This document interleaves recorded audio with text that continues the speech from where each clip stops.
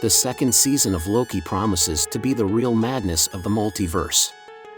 A series that started as some filler for Disney Plus quickly became the mainstay of the new phase of the UCM. After Sylvie ended Kang's life, the thing that protected the sacred timeline disappeared, once again causing an out-of-control time warp, which quickly changed the reality in which Loki found himself.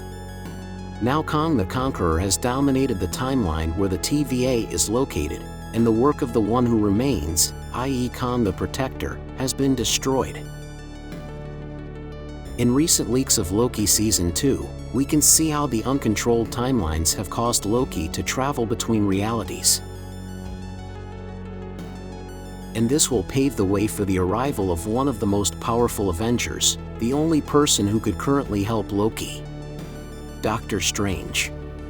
In this video, we'll be talking about how the Sorcerer Supreme will be Loki's unexpected ally in the second season.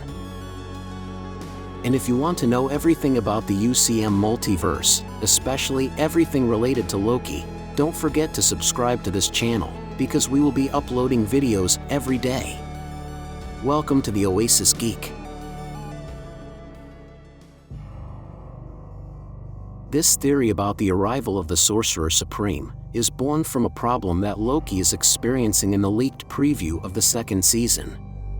In this preview, we can see how Loki is traveling between realities. At first, we might think that Loki is traveling with a tempad, the artifact that allows TVA agents to control the position of people. But then we hear Loki's voice say that he has been absorbed by time and has seen terrible things. As Loki is saying this, the character is seen moving between different locations. As the TVA arrival video had warned, the uncontrolled sacred timeline could provoke a nexus event, which would end up generating an infinite amount of realities and a war. When Loki returned from the void, he found that his original reality, or at least the reality where TVA is, was conquered by Kang. Now Loki needs to reverse it, but it is something he couldn't do alone. Now Loki has many more powers than we saw him have in the previous movies, and he also has other allies. But he wouldn't be enough to defeat Kang the Conqueror. The fact that Loki says that he has been traveling between realities gives me the understanding that Loki not being in the TVA reality, when it was modified, it caused this character not to have a fixed timeline or reality, and he starts to travel between all these realities. Something similar to what we saw at Into the Spider-Verse, or Ant-Man. Loki doesn't belong to a fixed reality, so he starts to travel uncontrollably. In these realities, he says he's seen horrible things. Remember that Kang the Protector mentioned the reason he kept control of the sacred timeline was to prevent a war. But now that war has begun, Loki is traveling between realities that are at war. Perhaps he has seen timelines where Asgard was destroyed by Kang, where the Avengers do not exist, or even where other Lokis have gone through terrible situations. Let's be clear, the fact that Kang the Protector lost his life does not mean that the Avengers timeline was erased, but rather that now there are many more timelines, to the point where the danger increases with every minute.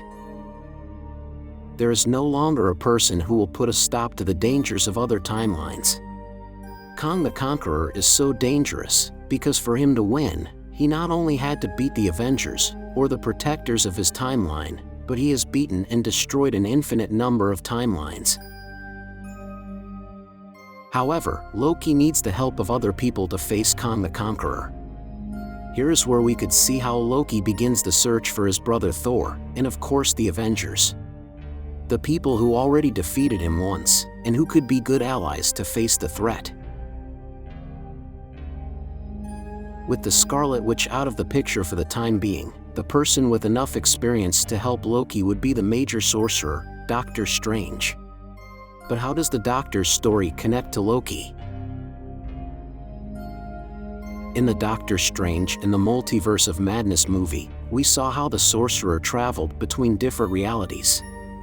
We had already seen how Steven had traveled in time, but we finally saw him cross over the multiverse.